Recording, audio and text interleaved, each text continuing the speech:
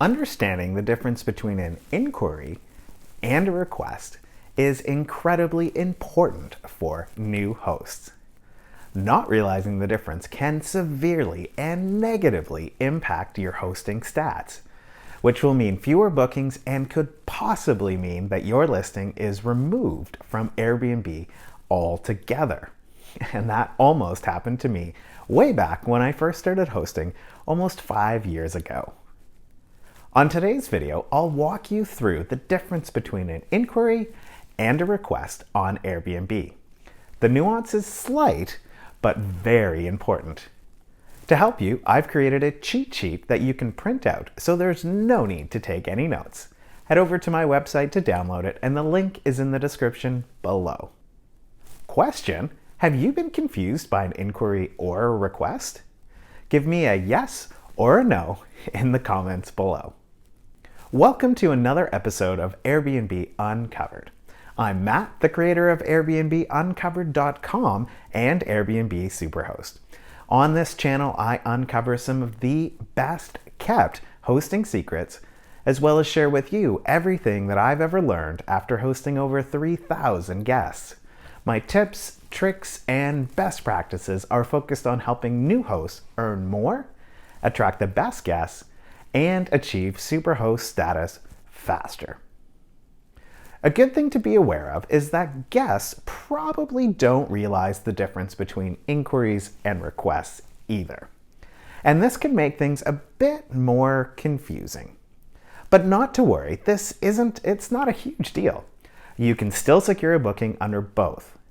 But what's most important is how you handle each of them when you don't want to host the guest. Now is a great time to grab the cheat sheet that you printed from my website because we're gonna get started. An inquiry is when a guest is asking questions about your home.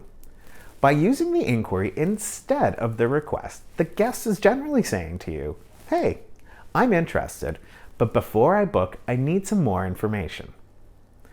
Inside an inquiry, you're going to see 3 options: pre-approve, decline, and special offer.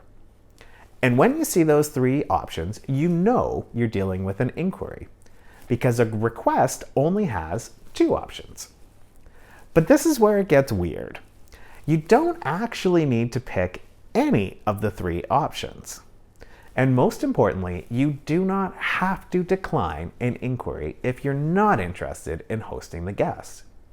Too many declines will cause your listing to fall in search results, and it could result in your listing being delisted if you decline too many. So only ever decline requests and never decline an inquiry.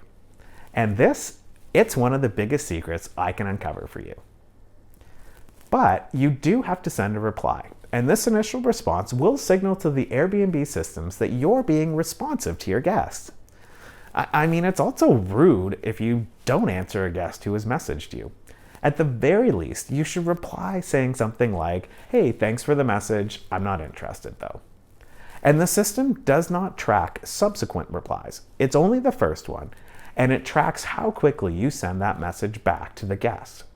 This response time is shown at the bottom of your listing, and on every listing for that matter. But if you do want to host this guest and you don't have instant booking turned on, or the guest doesn't meet your instant booking requirements, then this is when you use the pre-approval option. Sending a pre-approval will change the status of the inquiry from inquiry to invited to book. If you don't send the pre-approval, the guest cannot book unless they go back to your listing page, then make a request, and you're still going to have to approve the request. So make sure you use the pre-approve when it's necessary. You can also send your guests a special offer. Sending a special offer implies that you do want to host this guest. So if the guest accepts your offer, then you've got a confirmed booking. You might be asking, if I never have to decline an inquiry, then why is that option even there in the first place?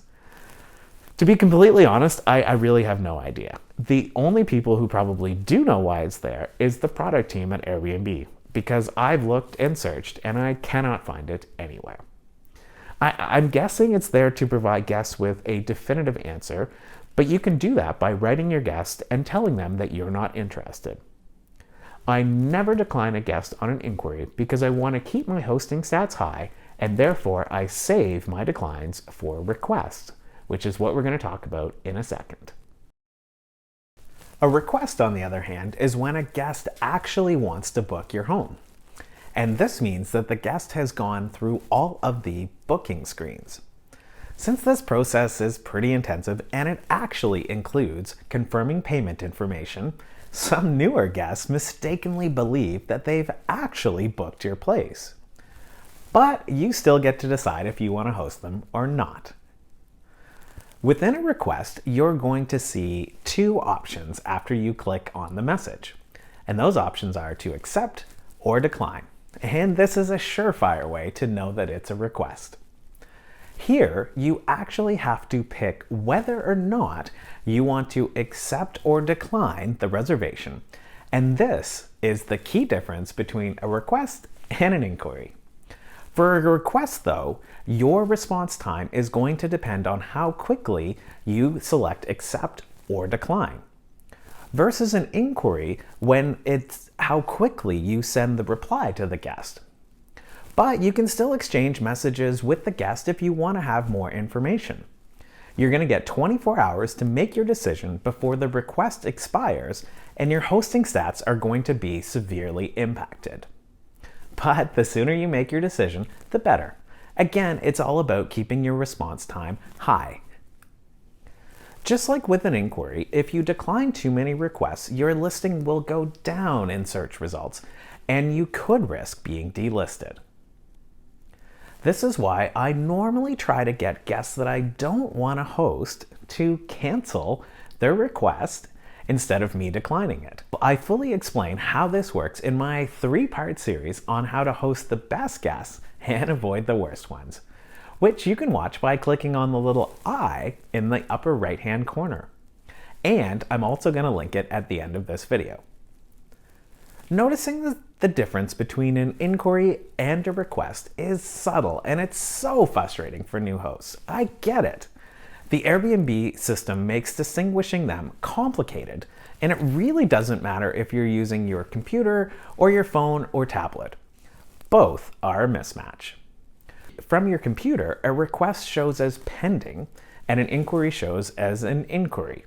Inside the app on your phone or tablet, the request shows a countdown clock, while the inquiry shows accept or decline, which is confusing in and of itself because you don't actually accept an inquiry, you pre-approve it, and both have the option to decline when you don't even have to decline an inquiry. So look, I get why this is a confusing topic. But please remember that everything I've covered in this video is summarized in a cheat sheet that you can download for free from my website. Keep the cheat sheet handy as you respond to guests so that you can keep your hosting stats high and only host the best guests. The link, it's in the description down below. I hope that you found this video helpful, and if you did, please give it a thumbs up and rate it 5 stars if you're asked. If you want to get more tips and tricks like this one, please subscribe to my channel and click on the notification bell so that you'll be alerted when I post a new video. Subscribing, giving a thumbs up, and rating my video 5 stars all demonstrate to YouTube that I'm creating valuable content, and as a reward, they'll share my video with more potential viewers, which helps me to reach a bigger audience. Thanks again for watching, and until next time, bye for now.